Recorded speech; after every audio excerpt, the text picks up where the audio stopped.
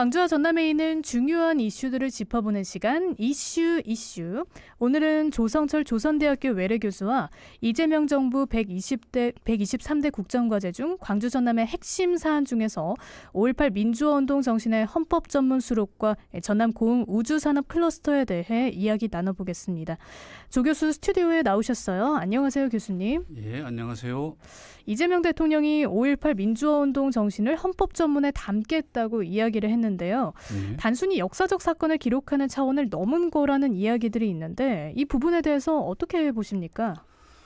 사실 이 피로써 군사 독재에 맞서가지고 민주주의를 수호한 어떤 영웅들의 이야기라고 저는 생각을 합니다. 또 최근에 그 12.3 내란 군사 쿠데타 그 과정에서도 과거의 5.18 민주화 운동이 현재의 대한민국을 살렸다라는 그런 이야기도 우리가 지금 하고 있습니다. 때문에 사실 지금 이 헌법 전문 수록에 관련한 여러 가지 논의와 또 추진이 있었으나 그것이 좀 완결되지 못한 아쉬움이 있는데요. 현재 오히려 더 의미 있게 이번 친일 쿠데타 과정에서 의미 있게 다가오는 것 같습니다. 그러니까 5.18 정신이 모든 권력은 국민에게 있다 이런 헌법 정신을 또 실현할 수 있다는 또 그런 어떻게 보면 밑그림이 된다 이렇게 보시는군요. 그렇죠. 굉장히 중요한 문제입니다.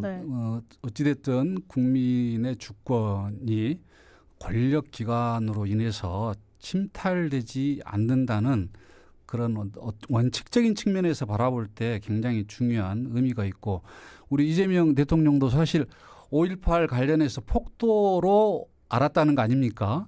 거기에 대한 부끄러움으로 인해서 인권 변호사로 활동하고 또 그 정치 활동을 하게 된 계기가 되었다는데 그런 것처럼 사실 우리 어떤 또 선진국을 보면 30, 40대가 그 대통령이나 수상, 국가 지도자가 되는 경우들이 많이 있거든요. 그런 것들을 보면 이런 5.18의 정신이 가지고 있는 국민 주권 국가로서 민주주의 어떤 수호라든지 민주주의의 교육 이러한 부분이 서로 연계되어서 우리 어떤 국가 사회에 굉장히 유의미한 그러한 영향을 끼치고 있다고 생각을 하고요. 그래서 더더욱 지금 헌법 전문 수록이 중요하다는 그러한 말씀을 드릴 수 있겠습니다. 그렇다면 이제 구체적으로 5.18 정신이 어떻게 오늘날의 그 개혁과제 출발점이 될 수 있을 거라고 보시는지요? 지금 사실 상당히 우리가 어떤 민주주의 국가가 되었다고도 생각을 했는데요. 최근에 보면은 우리에게 개혁의 과제, 민주주의의 과제가 너무나 많다는 현실에 부딪히게 됩니다. 지금 보면은 사실 사법개혁, 언론개혁 이런 다기한 문제도 많이 있습니다만은 극우 어떤 그 혐오, 차별, 혐중, 사실은 민주주의 가치에는 너무나 동떨어진 국가 현실에 또 마주하게 됩니다.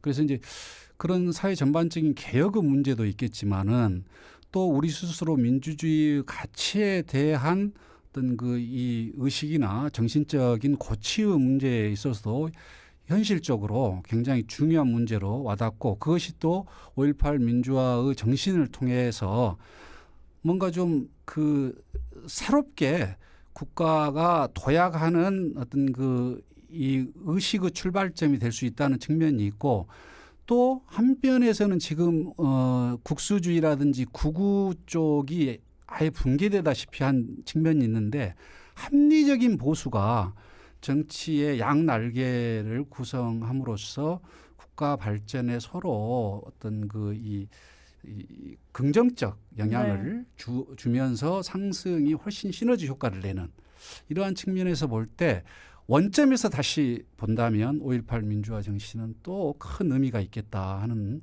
그런 의미도 생각해 볼 수 있겠습니다. 그러니까 우리 지금 정부가 추진하고 있는 개혁뿐만이 아니라 우리 사회 전체 의식도 이제 5.18 헌법 전문 수록에 의해서 좀 긍정적으로 전환이 될 거라고 보시는군요. 그러니까 너무나 정말 이게 어떻게 보면 최근에 우리 법사위 소위원회 검찰 개혁 청문회 이런 내용을 보고 있으면 국민 여러분들이 너무 막 답답함 느끼라는 생각이 들어요. 그리고 또 지금 이제 국제 관계에 있어서도 트럼프 대통령의 국수주의적인 어떤 그 자국 이익을 위한 극단적인 어떤 외교 방식 이런 문제에 있어서도 대한민국이 과연 어떤 스탠스를 취하고 또 우리 자국의 어떤 이익이라든지 민주적 가치, 민주주의에 대한 가치 이런 부분을 어떻게 실현낼 것인가 이런 문제에 있어서도 우리 국민들의 함의가 함께 이렇게 모아지는 과정이 필요한 거고 그 매개가 곧 5.18 민주화 정신이지 않겠는가 하는 생각이 들거든요. 지금 뭐 어떻게 보면 국제사회에서 굉장히 어려운 문제가 많이 있는데 그거를 도와줄 수 있는 것은 뭔가 좀 올바른 입장에 합리적 어떤 그 이 의견을 내주는 거거든요. 그래서 대한민국 국민이 이런 생각을 가지고 있기 때문에 대한민국 지도자들이 국가를 위한 정책을 외교 무대에서 어떻게 할 수밖에 없다는 명분을 주는 것이고 또 그런 면에서 보면은 5.18 민주화 정신은 이 그 출발점으로서 굉장한 의미가 있다고 생각이 듭니다. 네, 그러니까 극우나 극좌가 이렇게 치우친 게 아닌 국민 전체의 의식이 좀 중간에서 이제 시작할 수 있는 그런 합리적인 좀 출발점이 되지 않을까 이렇게 보시는데 너무나 중요한 말씀입니다. 네, 방금. 그러니까 5.18 헌법 전문 수록의 의미에 대해서도 이렇게 말씀을 해주셨고요. 이어서 미래 산업 중 하나인 이 고흥 우주 산업 클러스터 우리 지역 주민분들도 굉장히 관심을 많이 갖고 계신 이슈인데 먼저 이야기를 나눠볼게요. 고흥 나로 우주센터 어떤 의미를 지닌 곳인지 한번 짚어주실까요? 사실 뭐 미래 산업, 미래 먹거리 이야기를 뭐 많이 하지 않습니까? 네. 요즘 뭐 트렌드다시피 한데 뭐 가장 미래 산업, 미래 먹거리 하면 사실 우주 항공 산업이 가장 적절한 어떤 단어이다라는 생각이 들기도 한데요. 근데 이게 지금 20년 넘게 지금 사업이 시작이 됐던 걸로 기억이 합니다. 2000년 초반부터 시작을 했던 거거든요. 근데 이제 고흥에 한정돼서 그 우주선 발사체, 우주선 발사 이런 것에 좀 이렇게 한정되어진 측면이 있거든요.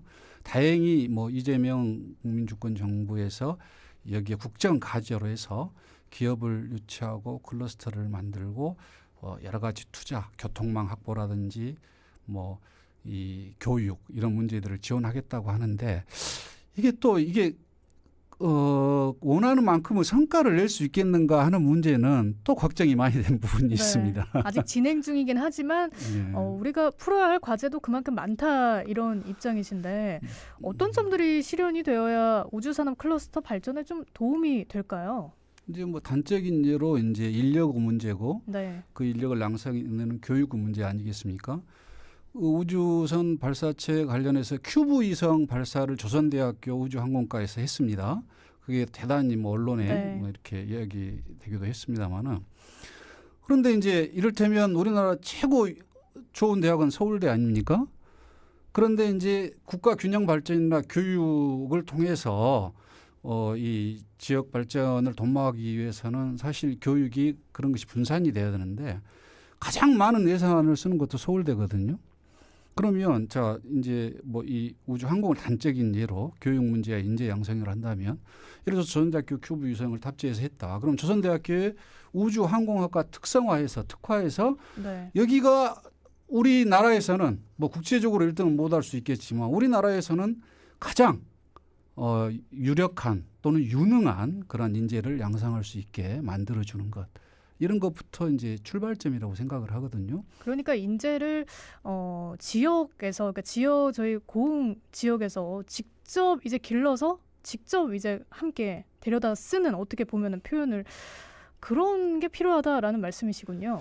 지금 뭐 우리가 기흥 라인, 판교 라인, 무슨 뭐 평택 라인 해가지고 이게 그 이하로는 안 내려온다는 거 아니에요. 이제 어떤 그 인력의 수급 자체가 안 된다는 것인데요. 그래서 이제 그걸 양성해 내는 부분에 대해서는 제가 볼 때는 엄청난 투자와 전략적인 노력과 판단을 집중해 주는 게 필요하다고 생각을 하거든요. 그래서 더 잘된 대로 계속 투자를 할 수밖에 없는 현실적인 어떤 어려움은 있을 거라고 생각을 합니다. 그러나 그걸 벗어나야 된다고 생각을 하거든요. 이 우주항공 고흥 지금 교통망이라는 여러 가지 어려운 부분이 있는데 여기에 기업을 유치하고 인력을 양성을 하고 여기에 앞으로 미래 우주항공 사업을 키워낸다고 하는데 그 현실적인 방안은 무엇이 있는가? 그건 결국은 예산 투입밖에 없는 것이고 네. 그건 발상의 전환을 지금하고는 완전히 다른 180도 다른 그런 노력이 필요하다 하는 말씀을 드리고 싶습니다. 네, 참 말씀해 주신 그런 부분들이 실현이 되어야 고흥의 예. 우주산업 클러스터가 자리 잡을 수 있지 않을까 싶긴 한데 경제적인 효과도 좀 크잖아요. 많이. 엄청나죠. 네. 예. 지금 산술적으로는 1조를 투자하면 2조 5천억 가치가 있고 또 관광도 엄청난 어떤 그런 이 관광객 유입 효과도 있고 또 기업 유치 관련한 부품 소재라든지